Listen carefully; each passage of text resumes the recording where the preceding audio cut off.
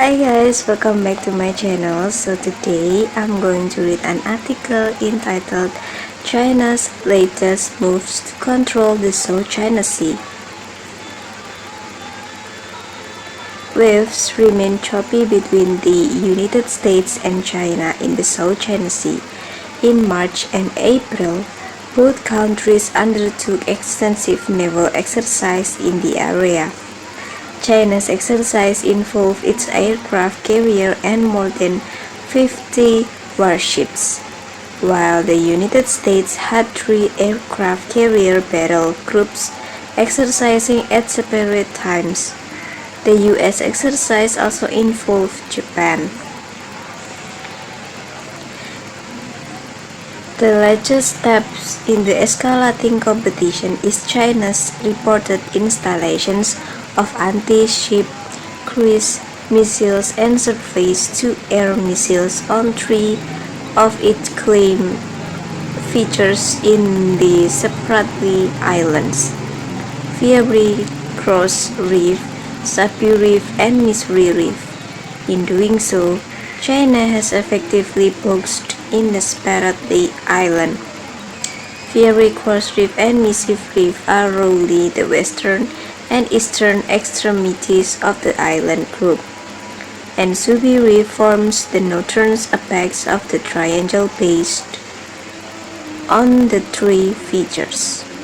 China now has the potential capability to oppose all air and sea movement within or through the Spratlys. Through this capability would be undermined in practice by the fact that these reefs are highly vulnerable and could readily be neutralized in any hot war situations. The South China Sea is of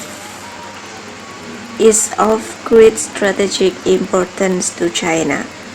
It contains China's major naval base at Sanya in Hainan, and it's vital from China's access to the Malacca Strait and the Indian Ocean, as well as installing missile system in the Spratlys. China has previously installed anti-air and anti-surface missile system in the Paracel Island and in Hainan. These are all part of China's anti-access area denial strategy, the aim of which to exercise control of waters inside the first island chain. To implement this strategy, China has been working hard to develop its land-based missile system. In response to A2AD strategy, the United States developed the Joint Concept for Access and Maneuver in the Global Command, initially known as the Air-Sea Battle Concept. This is an aggressive doctrine focused on the development of integrated forces capable of gaining and maintaining air, maritime, space, and cyberspace superiority. If China continues to increase its control over the South China Sea, the doctrine permits the United States to initiate even stronger responses. In a meeting with then U.S. President Obama in September 2015, China's President Xi Jinping made a public commitment not to militarize China's artificial island in the South China Sea. Despite this pledge, Beijing has continued the construction of military and dual-use facilities on the Spratly Islands. It defends these developments as part of its right to protect its base in the Spratly Island against new moves by other nations.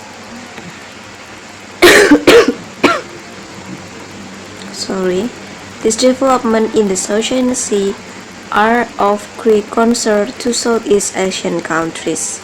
The South China Sea is their backyard and it's vital to the maintenance of intra-ASEAN trade as well as to their trade with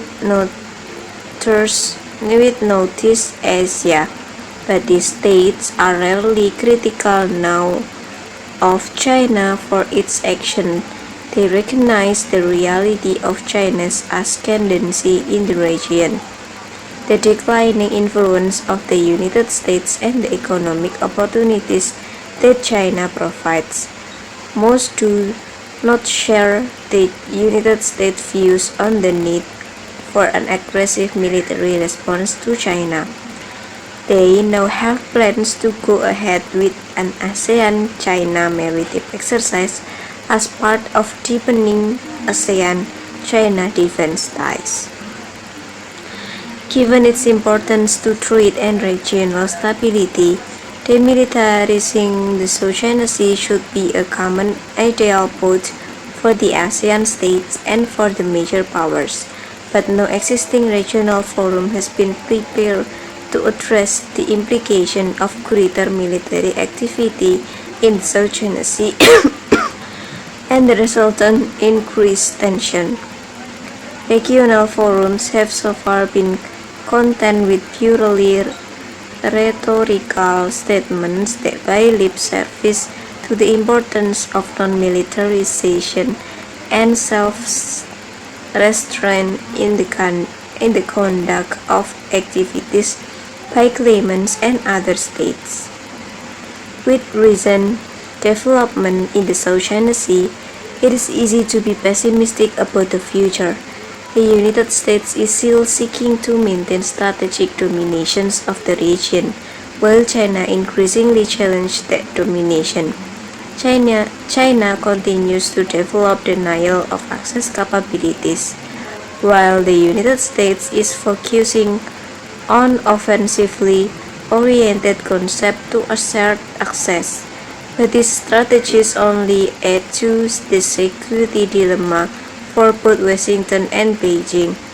As far as both Southern Asian countries are concerned, China should refrain from activities that appear assertive or aggressive, and the United States should step back from its high level of naval activity. So, that's all the article. Bye bye and see you on my next video. Bye.